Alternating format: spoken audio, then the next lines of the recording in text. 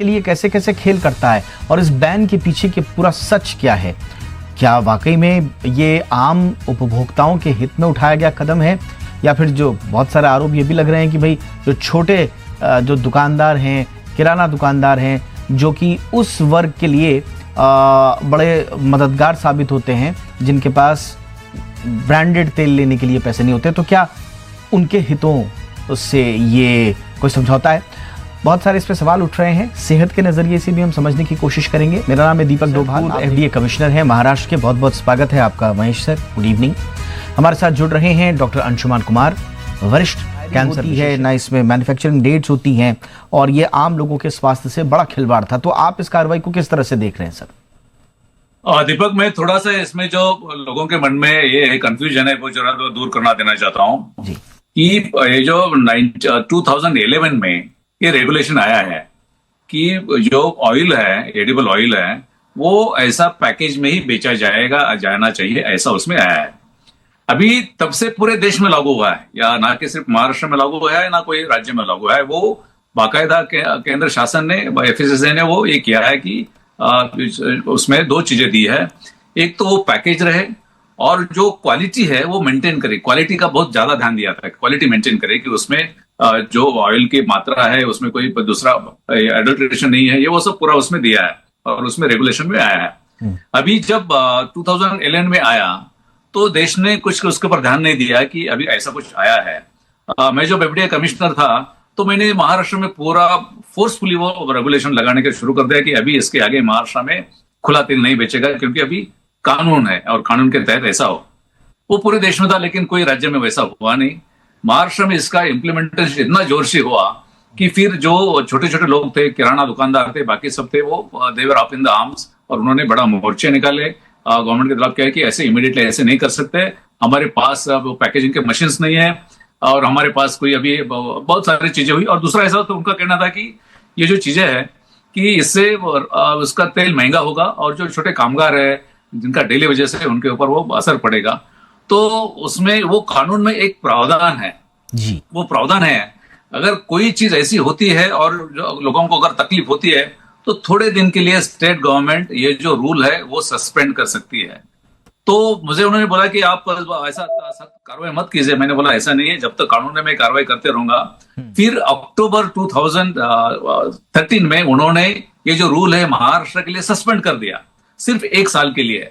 यानी अक्टूबर 2014 के लिए रूल सस्पेंड कर दिया और ऐसा बताया गया कि आगे जाके आप तब तक तैयारी कीजिए और सब ऐसे मशीन लगाइए और पैकेज बना दीजिए, इसके सिवा करेगा नहीं। अभी 2014 में मेरी ट्रांसफर हो गई और उसके आगे वो जो रूल था उसका स्टे लगाया गया था, कार्रवाई को बंद हो गया। अभी 2014 से लेके 2016 तक ना महाराष्ट्र में कोई ने इम्प्लीमेंट किया है, ना कोई देश में कोई अन्य राज्य ने इम्प्लीमेंट किया है, और ना फूड सेफ्टी अथॉरिटी और केंद्र शासन ने राज्यों को पूछा कि तो आपने ये क्यों नहीं किया है।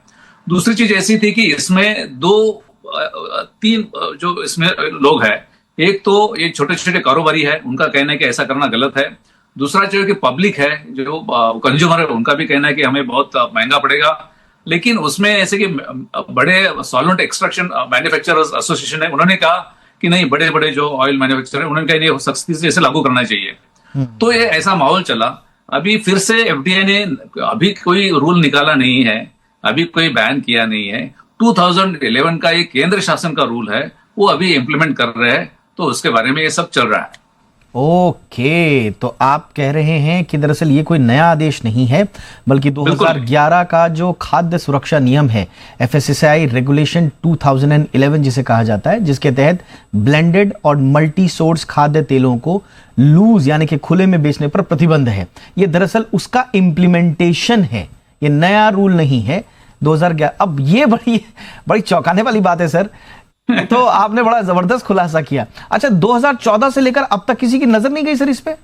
अभी ऐसा है कि देखो यार, इसमें क्या होता है कि अभी तो मैंने किया था, मेरे सक्सेसर जो थे उन्होंने तो देखना चाहिए था कि इनके करता है। इसमें तो उन्होंने बहुत सख्ती से किया, मोर्चे निकाले थे, मेरा तबादला करने की बात हुई थी इसके इश्यू के ऊपर। तो सबको मालूम था महाराष्ट्र में कि ऐसा इश्यू है। लेकिन उसके मेरे बाद में आए जो कमिश्नर, और मैं ऑन टीवी बोल रहा हूँ कि उन्होंने ध्यान नहीं दिया इसके ऊपर। और हमारे देश में कोई ऑफिसर ने कानून तोड़ा तो उसको कुछ होता नहीं है। तो पार्लियामेंट ने यानी केंद्र शासन ने किया हुआ जो रूल है वो अगर तोड़ते उनके ऊपर कार्रवाई होनी चाहिए, सख्त से कार्रवाई होनी चाहिए। या स्टेट गवर्नमेंट ने फिर से वो जो उन्होंने उनके पास अधिकार है कि फिर से आगे शुरू करना चाहिए कि अभी 1 साल के लिए और हम इसके इम्प्लीमेंटेशन रोक देते हैं। वो भी नहीं हुआ। ये सिर्फ महाराष्ट्र में नहीं, कोई राज्य में भी नहीं हुआ। तो मुझे लगता है कि ये देश की बड़ी बीमारी ये है, ये बड़ी दिक्कत है सर। जहां सवाल उठने चाहिए थे कि भाई अब तक प्रशासन क्या कर रहा था, वहां वाहवाहियां बटोरी जा रही हैं, तालियां और सुर्खियां बटोरी जा रही हैं। बहरहाल इस पर न जाते हुए अब जरा इतने सालों से महाराष्ट्र की ही अब कहानी न देखी जाए, पूरे देश की कहानी देखी जाए। और खुले में तेल जो बिक रहा है उसके आर्थिक उसके पक्ष क्या है, हम इस पर नहीं जाएंगे कि भाई, लेकिन सेहत के नजरिए से जो पक्ष है, कितना बड़ा रिस्क एक आम उपभोक्ता उठा रहा है ये खुले वाले तेल में। अंशुमन सर से बेहतर इसको कौन बताएगा। सर, ये खुले तेल का सेहत पर पड़ने वाला असर, इस पर थोड़ा सा हमें गाइड करें सर। जी बिल्कुल।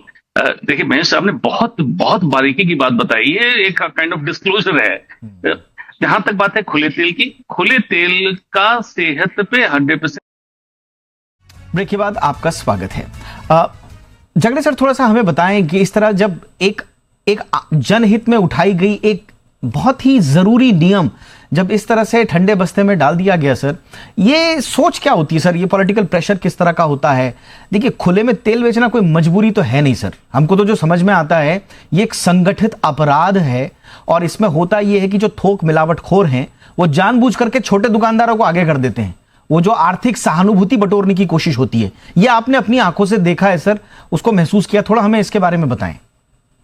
दीपक जी, इसमें मैं थोड़ा सा विस्तार से बोलूंगा 1-2 मिनट के लिए कि ऐसा है कि ये जो सिस्टम चल रहा है, ये सिस्टम के बारे में तो मैं सिर्फ ये कहना कि जो ये खुले जो इसकी बिक्री होती है ऑयल की, उसमें मिलावट होती है ऐसा नहीं है।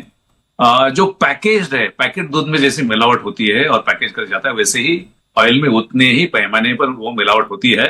और जब मैं था तो एक बहुत बड़ा नेशनली एक्लेम्ड ब्रांड है ऑयल का, उनके इसमें ऐसा पाया गया कि अडल्ट्रेशन है, और वो स्पूरियस से और किसी ने बनाया था और इनके पैकेज से बनाया था। मैंने उनके लोगों को बुलाया कि ऐसा ऐसा है, आपको एफआईआर करो, आपकी कंपनी का उन्होंने डुप्लीकेट बनाया।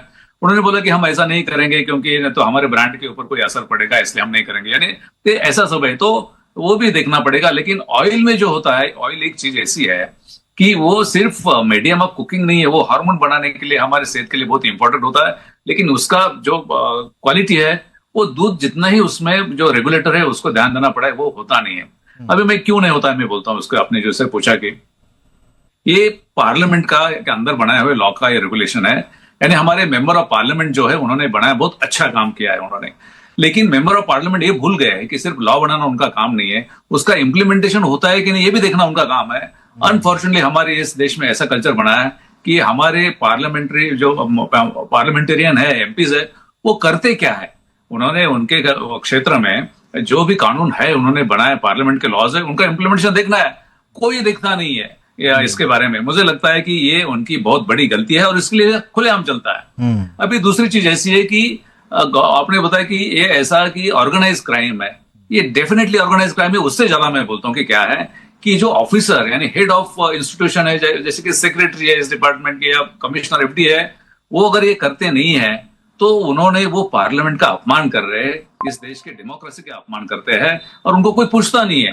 ये देश का कल्चर बना है, आप कुछ मत कीजिए, कुछ नहीं होने वाला है। और अभी जो आपने बोला कि ऑर्गेनाइज क्राइम है, ये डेफिनेटली ऑर्गेनाइज क्राइम है, और उसमें ये ऑर्गेनाइज क्राइम में जिनके ऊपर कानूनन जिम्मेवारी है इंप्लीमेंट करने की, उनको भी ऑर्गेनाइज क्राइम का हिस्सा बना के उनके खिलाफ कार्रवाई जब तक नहीं होती है तब तक चलेगा। आपका इंप्लीमेंट नहीं है तो आपका कोई कुछ करने वाला नहीं है। बिल्कुल सर, सही बात है। Absolutely, absolutely.